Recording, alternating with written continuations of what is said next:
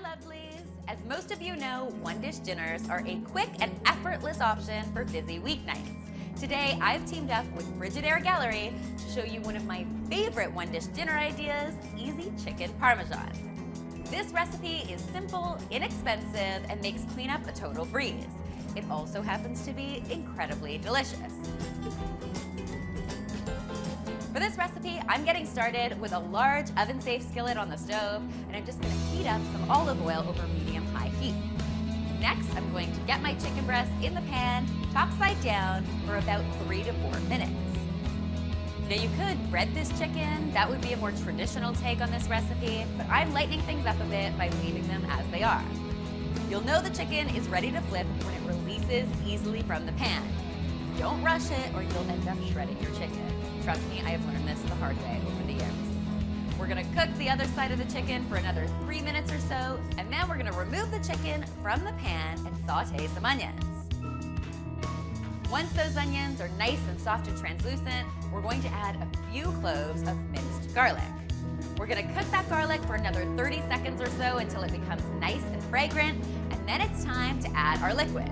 So to this, we're going to be adding some chicken broth, some diced tomatoes, some penne pasta, and some Italian seasoning. We're gonna bring this whole mixture to a boil and then reduce our heat to medium-low and put the lid on. We're going to let our pasta simmer away covered for about 15 minutes. You'll want to stir the pasta every 3 or 4 minutes though, because it does love to stick. In the meantime, I'm going to preheat my oven to 400 degrees because that's where we're going to be finishing this dish off. After 15 minutes, your pasta should be nice and soft and fully cooked. It's time to stir in some spinach and then add our chicken back into the pan. I'm going to top all of this yumminess with some shredded mozzarella cheese and a sprinkle of freshly grated Parmesan, and then into the oven it goes. While that's baking away, I'm going to get to work on a quick cleanup.